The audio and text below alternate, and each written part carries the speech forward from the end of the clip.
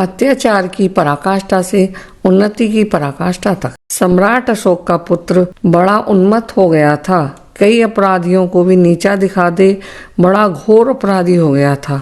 जहां तहां मार काट मचाना और राजपुत्र होने की विशेषता की धाक जमाना आदि तरीकों से उसने अत्याचार की पराकाष्ठा को छूने में कमी नहीं रखी थी। महेंद्र अपराधों में इतना खपा कि राजा का जो मुख्य समझदार धर्मप्रिय मंत्री था राधागुप्त, उसने सम्राट अशोक से कहा, मैं अपने राज्य की अव्यवस्था और समाज में अत्याचार करने वाले अपराधी के विषय में कुछ कहना चाहता हूँ महाराज। सम्राट अशोक, कब कहोगे, देर क्यों करते हो? मंत्री बोले, राजन, बड़ी पीड़ा के साथ कहना पड़ता है। सम्राट अशोक, पीड़ित क्यों होते हो? मंत्री, महाराज, बड़ी शर्म महसूस हो रही है। राजा बोले, संकोच मत करो, समाज को पीड़ित करने वाला ऐसा अधम कौन है? मंत्री बोले, महाराज, उसकी अधमता पराकाष्ठा पर है। उसने इतने इतने लोगों को बेघर कर दिया, इतने इतने लोगों को अत्याचारी बना दिया। ना वह शराब से पीछे हटता है, ना दुराचार से। हमने अपने सारे प्रयत्न करके देखा महाराज, वह अपराधी बहुत भयंकर है। राजा बोले, तो क्या पूरे राज्य से वह एक बड़ा अपराधी हो गया? महाराज, पाटलिपुत्र, रुकते क्यों हो? सम्राट अशोक ने कहा। मंत्री बोले, महाराज, वे और कोई नहीं, आपके ज्येष्ठ पुत्र महेंद्र हैं। क्या? मेरा बड़ा बेटा और इतना बड़ा अपराधी? प्रजा त्राहिमाम पुकार गई और मेरे को खबर नहीं। अहिंसा के पुजारी सम्राट अशोक की आंखों से अंगारे बरसने लगे। आदेश जारी कर दिया, महेंद्र जहां भी हो उसे राज दरबार में अपराधी के कटघरे में खड़ा कर दिया जाए। महेंद्र को बंदी बनाकर लाया गया। महेंद्र, राजा और राजा का परिवार प्रजा का पोषक होना चाहिए।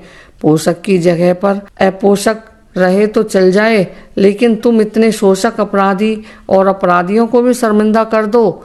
तुम्हारे विषय में सब सुना है और विश्वसनीय मंत्रियों ने कहा है, तुम्हें सफाई देने के लिए कोई अवसर नहीं दिया जाएगा। पता है, प्रजा को उत्पीड़न करने, राज्य में अशांति फैलाने वाले को क्या दंड होता है? महेंद्र बोला, राजन, उसे मृत्युदंड होता है। राजा बोले, हम तुम्हें मृत्युदंड देते हैं, जाओ, ले जाओ इसे। महाराज, मैं सदा निवृत्त करने की प्रार्थना नहीं करता हूँ, मेरे अपराध को क्षमा न करें, लेकिन मुझे 7 दिन का समय दे दिया जाए। सम्राट के पुत्र को नहीं, बल्कि आपकी रियासत के इस नागरिक को थोड़ा समय दे दें। आज से 7वें दिन फांसी, मृत्युदंड। महेंद्र को काल कोठरी में बंद कर दिया गया। दिन पर दिन बीतते गए।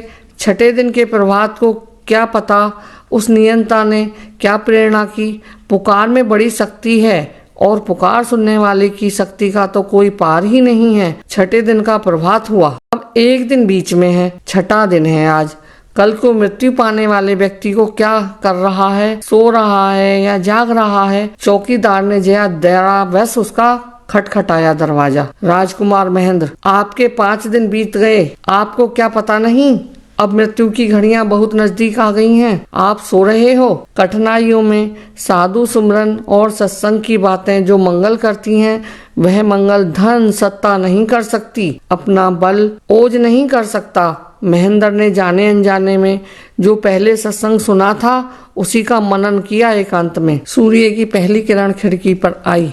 राजकुमार रात भर परमात्मा का चिंतन ध्यान करता रहा। देखते ही देखते बाहर का सूर्य जिससे प्रकाशित होता है, उस आत्म सूर्य का भीतर प्रकाश आया। महेंद्र की सारी दुष्चरित्रता और सारी वासनाएं जलकर खाक हो गईं और उसकी आंखों में चमक आ गई। चौकीदार, 1 दिन बाकी है। महेंद्र बोले, बहुत कुछ बाकी है। मुझे पता चल गया है जीवन क्या है और मौत क्या है। अपराध की वासना नीचे के केंद्रों में रहती है और पुकार करते करते ऊपर के केंद्रों में आते हैं। ऊपर वाला कहीं ऊपर नहीं है, ऊपर के केंद्रों में ही ऊपर वाले की याद दिलाते हैं। मेरा अंतःकरण संतुष्ट हो रहा है। अब मुझे मृत्यु का भय नहीं और जीने की इच्छा नहीं।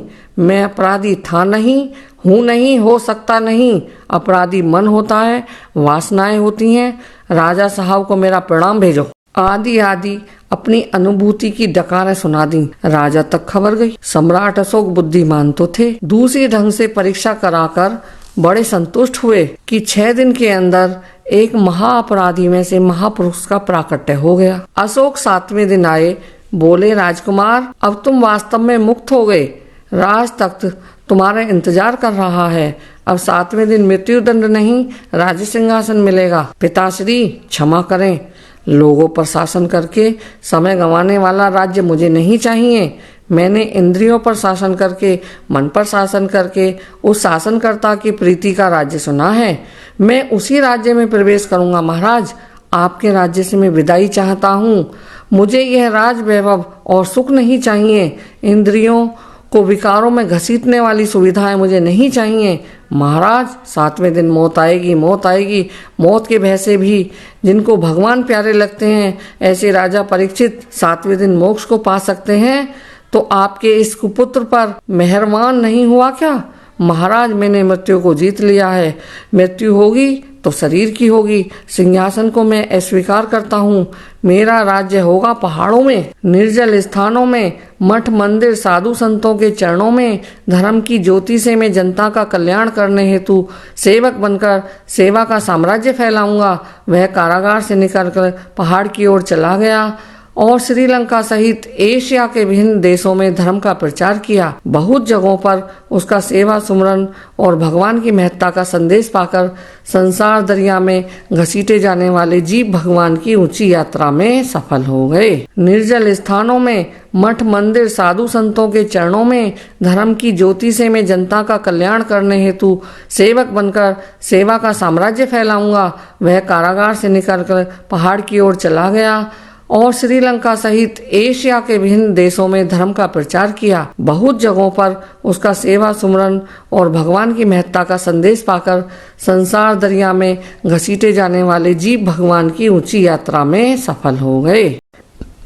कुमुति ने जोर पकड़ा तो मृत्युदंड मिला और दंड ने कुमुति से सिकुड़न लाकर सुमुति के चिंतन में लगा दिया। कुमुति की वासनाएं मिटी और सुमुति का साम्राज्य मिला। तो दोस्तों, इस कहानी से हमें क्या सीख मिलती है? अगर हम गलत चिंतन, गलत व्यवहार करते हैं तो हमारे पास जो भी है वो सब कुछ हम खो बैठेंगे। अगर हम जो है अच्छा चिंतन, अच्छा व्यवहार करते हैं तो हमारे पास कुछ भी ना हो तो हमारे पास सब कुछ आ जाए। इसलिए हमें अच्छा चिंतन करना चाहिए, भगवान की भक्ति करनी चाहिए। इसी तरह की और कहानियों के लिए आप हमारे YouTube चैनल SRH कहानियाँ सब्सक्राइब करें, जिससे आपको रोज नई नई हमारे चैनल पे आने वाली कहानियों की नोटिफिकेशन मिल सके।